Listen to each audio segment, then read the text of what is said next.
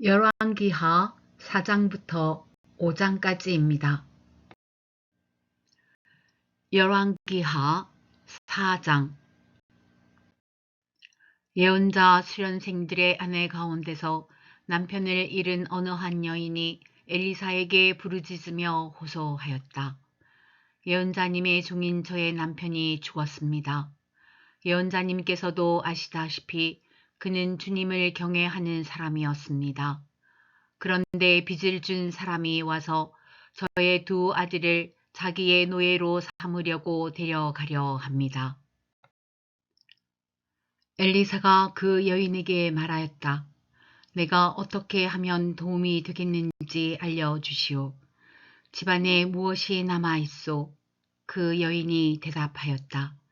집안에는 기름 한 병 말고는 아무것도 없습니다. 엘리사가 말하였다. 나가서 이웃 사람들에게 빈 그릇들을 빌려 오시오. 되도록 많이 빌려와서 두 아들만 데리고 집으로 들어가 문을 닫고 그 그릇마다 모두 기름을 부어서 채워지는 대로 옆으로 옮겨 놓으시오. 그 여인은 엘리사 곁을 떠나 두 아들과 함께 집으로 들어가 문을 닫고 그 아들들이 가져온 그릇에 기름을 부었다. 그릇마다 가득 찾아 그 여인은 아들들에게 물었다. 그릇이 더 없느냐? 아들들은 그릇이 이제 더 없다고 대답하자 그러자 기름은 더 이상 나오지 않았다. 여인은 하나님의 사람에게로 가서 이 사실을 알렸다. 하나님의 사람이 그에게 말하였다. 가서 그 기름을 팔아 빚을 갚고 그 나머지는 모자의 생활비로 쓰도록 하시오. 하루는 엘리사가 수넴 마을을 지나가게 되었는데 그곳에 한 부유한 여인이 있었다. 그가 엘리사에게 음식을 대접하고 싶어 하여 엘리사는 그곳을 지나칠 때마다 거기에 들러서 음식을 먹곤 하였다. 그 여인이 자기 남편에게 말하였다. 여보, 우리 앞을 늘 지나다니는 그가 거룩한 하나님의 사람인 것을 내가 압니다. 이제 옥상에 벽으로 둘러친 작은 다락방을 하나 만들어서 거기에 침대와 탁자와 의자와 등잔을 갖추어 놓아 둡시다. 그래서 그가 우리 집에 들르실 때마다 그곳에 들어가서 쉬시도록 합시다. 하루는 엘리사가 거기에 갔다가 그 다락방에 올라가 누워 쉬게 되었다. 엘리사가 자기의 젊은 시종 게하시에게 수넴 여인을 불러오라고 하였다. 게하시가 그 여인을 불러오니 그 여인이 엘리사 앞에 섰다. 엘리사가 게하시에게 말하였다. 부인께 이렇게 여쭈어라. 부인, 우리를 돌보시느라 수고가 너무 많소. 내가 부인에게 무엇을 해드리면 좋겠소. 부인을 위하여 왕이나 군사령관에게 무엇을 좀 부탁해 드릴까요? 그러나 그 여인은 대답하였다. 저는 저의 백성과 한데 어울려 잘 지내고 있습니다. 엘리사가 게하시에게 물었다. 그러면 내가 이 부인에게 무엇을 해주면 좋을까? 게하시가 대답하였다. 생각나는 것이 있습니다. 이 부인에게는 아들이 없습니다. 그의 남편은 너무 늙었습니다. 엘리사가 게하시에게 그 여인을 다시 불러오게 하였다. 게하시가 그 여인을 부르니 그 여인이 문 안에 들어섰다. 엘리사가 말하였다. 내년 이맘때가 되면 부인께서는 품에 한 아들을 안고 있을 것이요. 여인이 대답하였다. 그런 말씀 마십시오, 예언자님. 하나님의 사람께서도 저 같은 사람에게 농담을 하시는 것입니까? 그러나 그 여인은 임신하였고 엘리사가 말한 대로 다음해 같은 때에 아들을 낳았다. 그 아이가 자랐는데 하루는 그 아이가 자기 아버지가 곡식 베는 사람들과 함께 곡식을 거두고 있는 곳으로 나갔다. 갑자기 그 아이가 아이고 머리야, 아이고 머리야 하면서 아버지가 듣는 데서 비명을 질렀다. 그의 아버지는 함께 있는 젊은 일꾼들어 그 아이를 안아서 어머니에게 데려다 주라고 일렀다. 그 일꾼은 그 아이를 안아서 그의 어머니에게로 데리고 갔다. 그 아이는 점심때까지 어머니의 무릎에 누워 있다가 마침내 죽고 말았다. 그러자 그 여인은 옥상으로 올라가서 하나님의 사람이 눕던 침대 위에 그 아들을 눕히고 문을 닫고 나왔다. 그리고 그 여인은 남편을 불러서 이렇게 말하였다. 일꾼 한 사람과 암나귀 한 마리를 나에게 보내주십시오. 내가 얼른 하나님의 사람에게 다녀오겠습니다. 남편이 말하였다. 왜 하필 오늘 그에게 가려고 하오? 오늘은 초하루도 아니고 안식일도 아니지 않소. 그러나 그의 아내는 걱정하지 말라고 대답하며 나귀의 안장을 지우고 일꾼에게 말하였다. 내가 말하기 전까지는 늦추지 말고 힘껏 달려가자. 이 여인은 곧 갈멜산에 있는 하나님의 사람에게 이르렀다. 때마침 하나님의 사람이 멀리서 그 여인을 보고 그의 시종 게하시에게 말하였다. 저기 수냄 여인이 오고 있구나.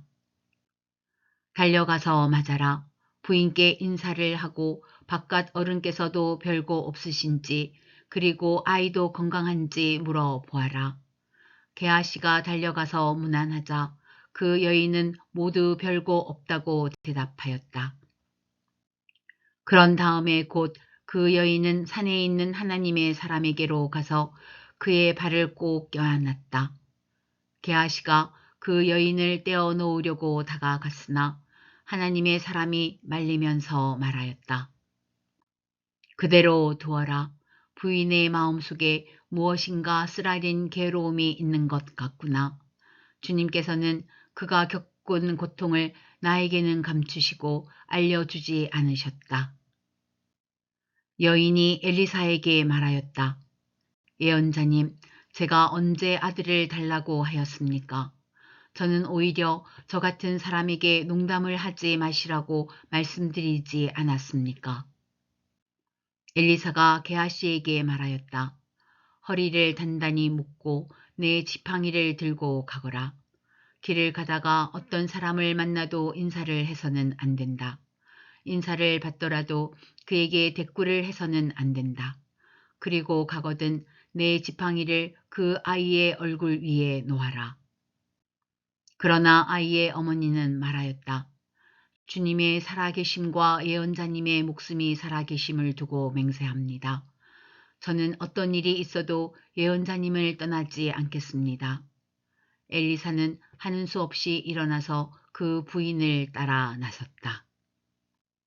게하시가 그들보다 먼저 가서 그 아이의 얼굴에 지팡이를 올려놓아 보았으나 아무런 소리도 없었고 아무런 기척도 없었다.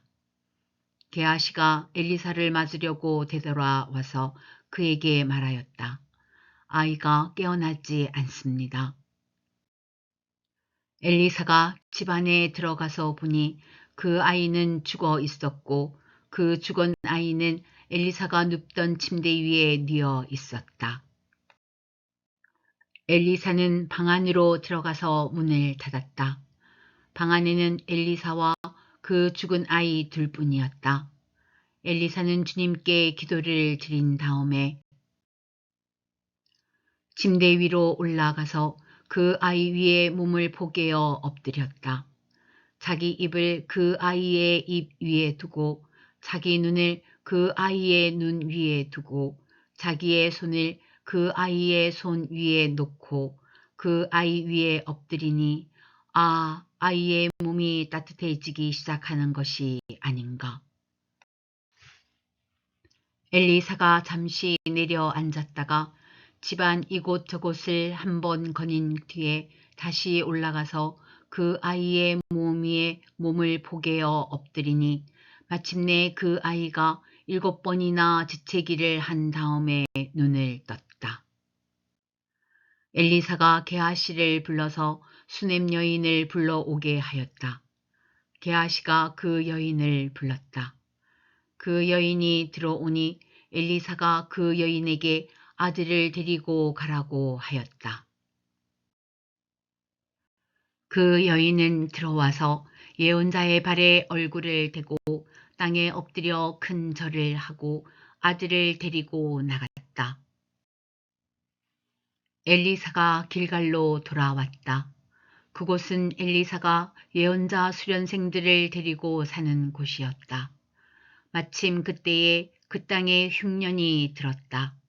엘리사가 한 종에게 큰 솥을 걸어놓고 예언자 수련생들이 먹을 국을 끓이라고 하였다.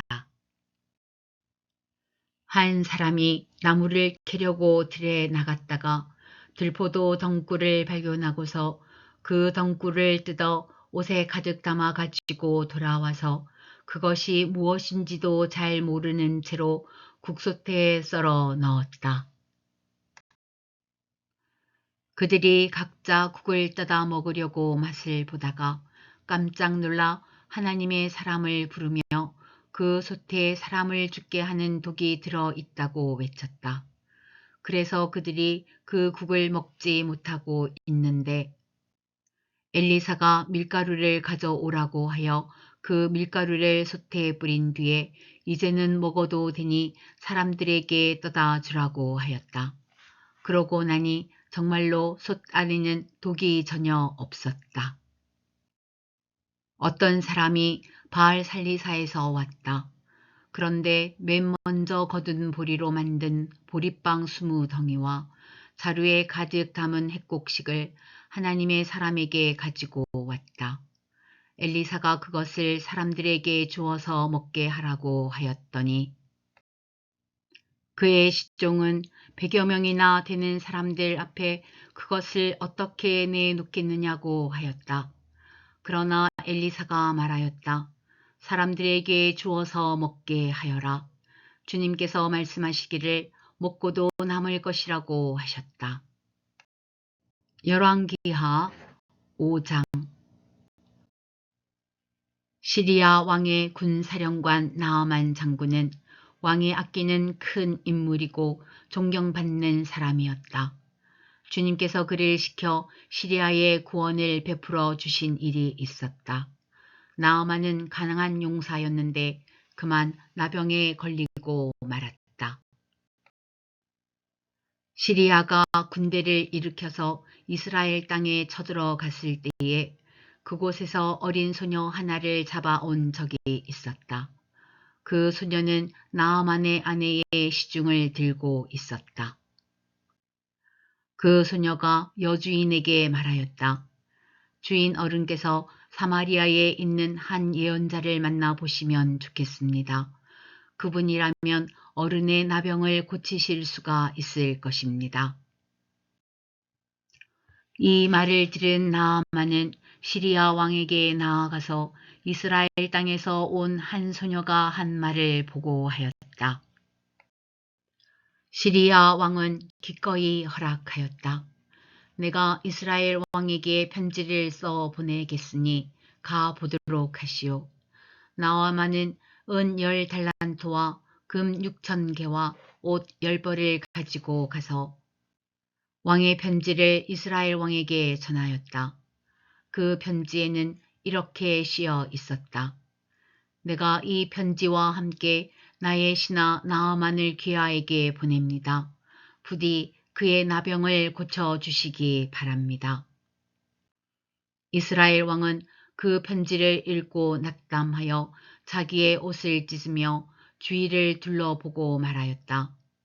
내가 사람을 죽이고 살리는 신이라도 된다는 말인가? 이렇게 사람을 보내어 나병을 고쳐달라고 하니 될 말인가? 이것은 분명 공연히 트집을 잡아 싸울 기회를 찾으려는 것이니 자세히들 알아보도록 하시오. 이스라엘 왕이 낙담하여 옷을 찢었다는 소식을 하나님의 사람 엘리사가 듣고 왕에게 사람을 보내어 말하였다. 어찌하여 옷을 찢으셨습니까? 그 사람을 나에게 보내주십시오. 이스라엘에 예언자가 있음을 그에게 알려주겠습니다.